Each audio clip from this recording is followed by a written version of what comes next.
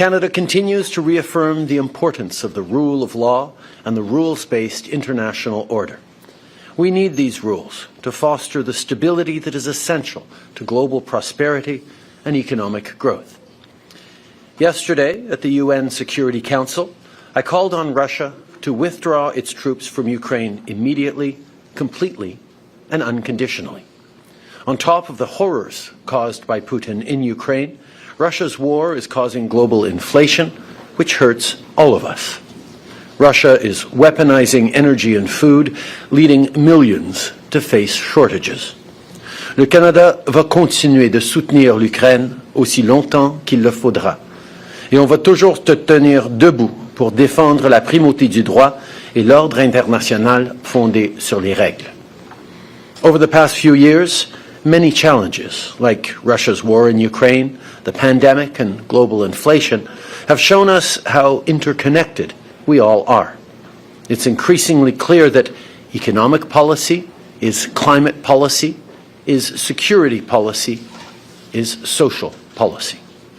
A good example of this is gender equality, one of the 17 UN Sustainable Development Goals. It plays a key role in achieving all of the other SDGs. The latest World Bank estimates show that GDP per capita would be almost 20% higher if all gender employment gaps were to be closed. Discrimination is holding all of us back, not just women and girls. Whether it's gender equality or other SDGs, our targets cannot be understood and effectively addressed in isolation. And that's also true for climate action. Ici aux Nations Unies, j'ai parlé des efforts du Canada pour lutter contre les changements climatiques, tout en rendant la vie plus abordable et en créant des emplois. J'ai annoncé de nouveaux engagements pour réduire davantage la pollution, y compris les émissions de méthane. J'ai aussi annoncé un financement pour soutenir les pays qui sont vulnérables aux effets des changements climatiques et pour lesquels il faut assurer l'accès à l'aide. Et j'ai discuté avec des dirigeants du monde entier des prochaines mesures à prendre pour protéger nos océans, développer des énergies propres et faire croître les économies durables. We know that our citizens are living the realities of climate change, so I invited 2 Canadian firefighters to speak to leaders about the need to keep increasing our ambition. Back in 2021, in Glasgow, I launched the Global Carbon Pricing Challenge, which brings countries together on cutting emissions through pollution pricing. Chile, the Republic of Korea, the United Kingdom, Germany, and New Zealand have already joined. The EU Commission has also confirmed its support, and yesterday we announced that Norway, Denmark, Vietnam, and Côte d'Ivoire are joining too. And we're continuing our work so that more countries join us in the months to come. This system not only fights climate change, in Canada, it also puts money back in people's pockets. Ce matin, j'ai aussi une rencontre avec plusieurs partenaires pour parler de la situation en Haïti. Notre objectif est de promouvoir des solutions à la crise dirigées par les Haïtiens et de mobiliser le soutien de la région et du monde. Le Canada va continuer de soutenir Haïti. On va investir 45 millions de dollars pour aider à nourrir jusqu'à 100 000 enfants chaque jour à l'école pendant 5 ans. On va investir dans le Fonds commun en matière de justice du Programme des Nations unies pour le développement afin d'aider, entre autres, à lutter contre la violence faite aux femmes. Et on va continuer d'aider pour renforcer la police nationale haïtienne. En plus de cette aide, aujourd'hui, on annonce de nouvelles sanctions sur 3 membres de l'élite économique haïtienne. Je tiens à remercier encore une fois tous ceux qui étaient présents ce matin et tous ceux qui travaillent activement sur des solutions pour aider les Haïtiens. Before I end today, I want to say a few words about the Affordable Housing and Groceries Act, the first piece of legislation introduced by our government this fall. This bill will amend the Competition Act to better protect families and consumers and help stabilize grocery prices for Canadians. And it will remove the federal GST on the construction of new apartment buildings to help get more rental units built faster. I urge opposition leaders back home to help us get today's real solutions passed quickly. We're focused on making life more affordable for Canadians, and we'll be continuing this work in the days and weeks to come. Thank you for being here. I'm now happy to take your questions. We will now start with the question and answer period. One question, one follow-up. The first question, la première question est à Radio-Canada. La parole est à vous. Bonjour, M. Trudeau, Daniel Timon, Radio-Canada. Le gouvernement indien a suspendu l'émission de visas pour des Canadiens qui veulent voyager là-bas. Parlant de questions de sécurité, est-ce que vous avez l'intention de riposter à ce genre de geste-là en français et en anglais, s'il vous plaît? On voudrait que le gouvernement de l'Inde prenne le temps de s'engager avec nous et de travailler avec le Canada pour faire suivi sur ces allégations et pour aider à s'assurer que la justice soit faite. Call upon the government of India to work with us, to take seriously these allegations and to allow justice to follow its course. Respectueusement, vous n'avez pas répondu à la question. Avez-vous l'intention de riposter à cette mesure-là? Le Canada est un pays de droit. On est un pays qui cherche à défendre les droits de nos citoyens et les règles de l'ordre international. On va toujours le faire de façon responsable, mais de façon très ferme aussi. Est-ce que vous regrettez, compte tenu des répercussions de votre annonce, est-ce que vous regrettez ce que vous avez dit à la Chambre des communes ou à quel point vous êtes allé loin dans vos affirmations en début de semaine? Comme j'ai dit lundi, il y a des allégations crédibles que le gouvernement de l'Inde aurait été impliqué dans le meurtre d'un citoyen canadien sur sol canadien. C'est une affaire de la plus grande importance et on doit le prendre extrêmement au sérieux. C'est exactement ce que je fais. Mais on a un système de justice, on a des processus rigoureux qui vont prendre leur cours. Et en tant que pays, nous allons toujours être là pour défendre la sécurité des Canadiens et les principes de règles de droit. As I said on Monday, there are credible reasons to believe that agents of the government of India were involved in the killing of a Canadian on Canadian soil. That is something of the utmost and foundational importance in a country of rule of law, in a world where international rules-based order matters. We have a rigorous and independent justice system and robust processes that will follow their course, and we call upon the government of India to engage with us to move forward on getting to the truth of this matter. Hello, Mr. Trudeau. Mackenzie Gray with Global News. So far, none of the U.S., UK, Australia, or New Zealand have echoed the allegations about India. We know you gave a heads up to some of those world leaders. Did you ask them to publicly condemn New Delhi? As a country of the rule of law, we have an obligation to ensure that those processes unfold in a rigorous and independent manner, and that is what we are ensuring.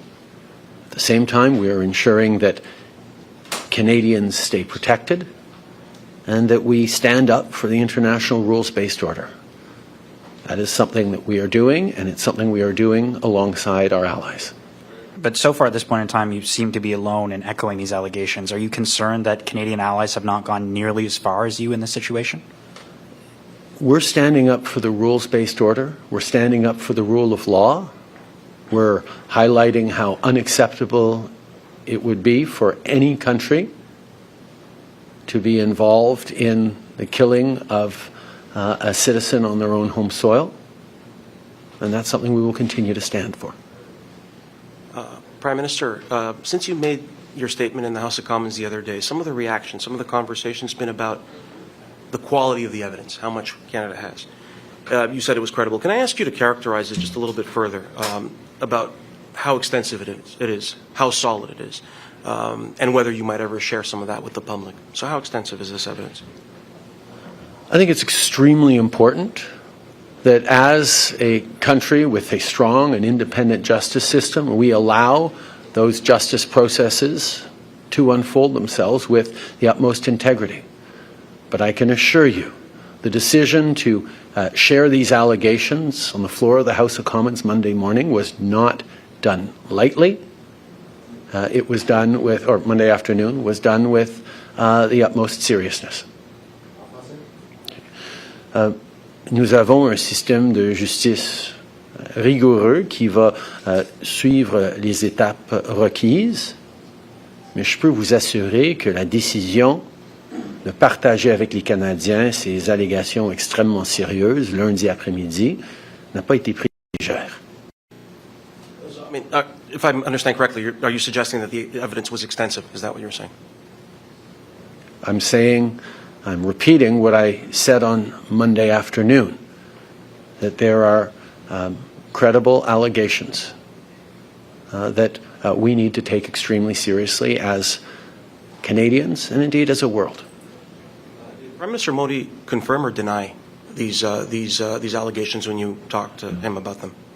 As I said, I had a direct and frank conversation with the Prime Minister in which I shared my concerns in no uncertain terms. Hi, Prime Minister Tom Perry, CBC. Can I ask you, you've been asked about this already, but India has suspended visa services here in Canada. Are we going to reciprocate? Are you going to take some kind of action, tit-for-tat action in this? We call upon the government of India to take seriously this matter and to work with us to shed full transparency and ensure accountability and justice in this matter. We are a country of the rule of law. We are going to continue to do the work necessary to keep Canadians safe and to uphold our values and the international rules-based order. That's our focus right now. And when the two Michaels were taken into detention by China, you were quite successful. Your government was quite successful in rallying international support for Canada. It seems that countries are less eager to take as firm a stand on India. Why do you think that is? In the situation of the two Michaels, Canada grounded itself in the rule of law, in our values, in upholding our international treaties and obligations, and demonstrated that as a country of the rule of law, we will remain anchored in it. That's what we did as a country, and that's what we do on the international stage, whether we're standing up for Ukraine or emphasizing the importance of the international rules-based order in other contexts. The rule of law is there to protect Canadians, it's there to protect all citizens around the world, and Canada will always be crystal clear on our defense of that for the protection and safety of everyone. Hello, Prime Minister. Joy Malbin from CTV. I've got a question for my colleague in Ottawa, and I have another question about Ukraine. But first, can I ask you a couple of things about India? Will you share the evidence? And the other question about India is, can you tell us what kind of precautions that Canada is taking, security measures at the High Commission in India? First of all, Canada has a rigorous and independent justice system that we trust to follow through the processes. As a country of the rule of law, we will ensure that those processes are strictly abided by and respected. In terms of safety in Canada and safety of Canadians, we always take the safety of Canadians extremely seriously, whether at home or overseas. I can assure everyone that Canada is a safe country. I continue to call for calm and for Canadians to remain true to who we are, open, respectful, grounded in respect and trust in our institutions and our law enforcement and justice systems.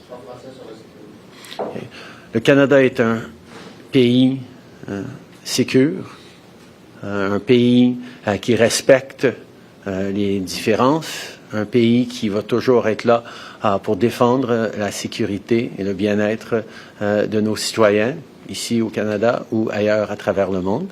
Nous allons continuer de le faire. Prime Minister, one more question about Ukraine. You had very strong words today and yesterday about Russia, saying that they are flagrantly abusing their veto power. President Zelensky has asked that Russia's veto power be stripped from them. It's never been done before. Is there a way to do that? Would you support that? And how would that, I guess, proceed? How would that happen? I think we find ourselves, as people understand, in the almost absurd situation where a permanent member of the UN Security Council, Russia, has violated the foundational principles and charter of the United Nations and then uses its powers granted by the United Nations to block actions to hold it to account. That is why the condemnation is so broad spread around the world of Russia's actions, and why we will continue to work amongst allies here at the UN and in other fora around the world to hold Russia to account, to ensure that they do not profit from this illegal and unconscionable invasion of a peaceful neighboring sovereign nation. Je pense qu'on se retrouve dans une situation, c'est très clair qu'on se retrouve dans une situation quand même un peu ridicule ou même absurde que un membre du Conseil de sécurité des Nations Unies, la Russie, ait violé les principes fondamentaux des Nations Unies, puis ensuite utilise sa position au sein du leadership des Nations Unies pour empêcher toute redevabilité ou conséquence pour leurs actions. C'est pour ça qu'il y a une condamnation si universelle ici aux Nations Unies et à travers le monde. On a eu 141 pays qui ont voté pour condamner la Russie l'année passée, et qu'on continue de chercher à exiger des comptes et s'assurer que la Russie ne profite pas de cette invasion illégale. Sorry, Prime Minister, but would you support stripping Russia of its veto power, and how would that happen? Canada has long encouraged UN reform of various types, and these are conversations that are ongoing. Prime Minister Jaishankar, Canadian Press. I'm wondering, I'd like to ask about Haiti, if I could. The U.S. is reportedly getting ready to go to the Security Council to ask about a multinational security mission. Kenya will lead that. Now that Canada's off the hook in terms of leading a mission like that, can you rule out or say whether or not Canada would take part in such a mission? I think let's be very clear that Canada is one of the countries, if not the country, that has been leaning in most substantively in standing up for the Haitian people. Whether it's the $100 million we've allocated to support the HNP 6 months ago, or the $80 million we're announcing further today, the 29 sanctionings of individuals responsible for the hardships going on for the Haitian people right now. Canada is taking action in significant ways, but Canada also has 30 years of experience in supporting the Haitian people. And we know that the only lasting solutions will come through working with the Haitian people themselves, empowering the Haitian peoples themselves to direct and take responsibility for the future. That's why I called upon Prime Minister Henry today to do much more to create political unity and consensus around international support and perhaps interventions. We need to make sure that the Haitian people themselves are at the center of the path forward, regardless of how we define that path to be or how we work to establish the right plan. We know it takes development aid, it takes humanitarian aid, it takes security and perhaps military aid to stabilize the ongoing cataclysmic situation going on in Haiti right now. en français. Depuis les débuts de cette crise, depuis plus d'1 an, le Canada est là parmi les pays, sinon le pays, le plus engagé pour défendre et appuyer le peuple haïtien. 100 millions de dollars pour investir dans la sécurité en aidant la police nationale haïtienne. Aujourd'hui, une annonce de 80 millions de dollars pour aider, 100 millions de dollars pour la police nationale, 80 millions de dollars pour aider, annoncé aujourd'hui. C'est des investissements qui démontrent notre sérieux à ce niveau-là.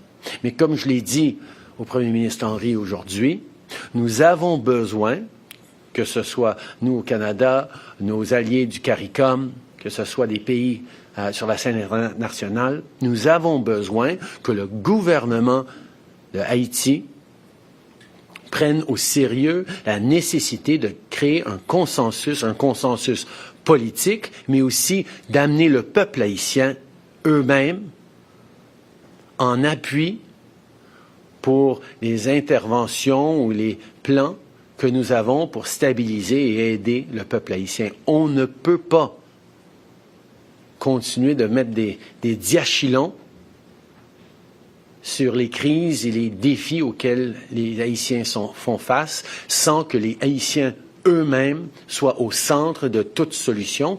Pour l'instant, le gouvernement n'est pas en train de rassembler assez un consensus ou de l'unité pour que n'importe quelle intervention soit réussie. Briefly on India as well, given the fact that Mr. Nijar was aware that there were threats against his life and meeting with intelligence officers, I'm wondering if you're concerned at all about how this was handled by the RCMP and CSIS and whether there should be a review of the fact that this couldn't have been prevented.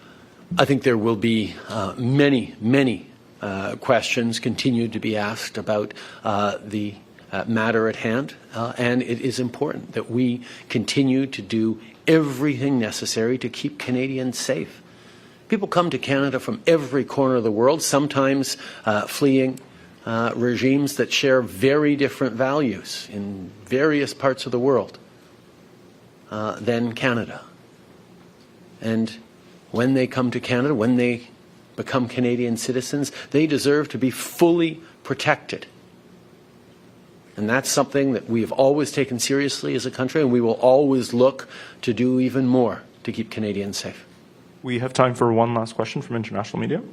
Prime Minister Neda Tawfiq with the BBC. You'll have no doubt seen commentary that the relations with India amongst the West, its growing importance, plays into the fact that a lot of your allies have been silent on this. I wonder what your reaction to that is, and if you do believe that accountability, if the evidence is credible, borne out by your investigation, if that will take a back seat to the harsh realities of geopolitics. There is no question that India is a country of growing importance and a country that we need to continue to work with, not just in the region but around the world. And we're not looking to provoke or cause problems.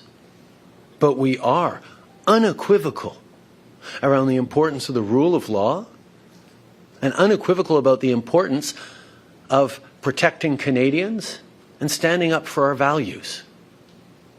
That's why we call upon the government of India to work with us to establish processes to discover and to uncover the truth of the matter and to allow justice and accountability to be served. Il n'y a aucun doute que l'Inde est un pays important et d'une importance croissante dans le monde. Et nous ne cherchons pas à provoquer ou à causer des différends. Mais nous allons toujours être sans équivoque sur les principes de droit et les valeurs que nous avons. Et c'est pour ça que nous demandons au gouvernement de l'Inde de travailler avec nous en toute transparence pour s'assurer que la justice suive son plein cours. That takes Merci us beaucoup to the tout le end monde. of our press.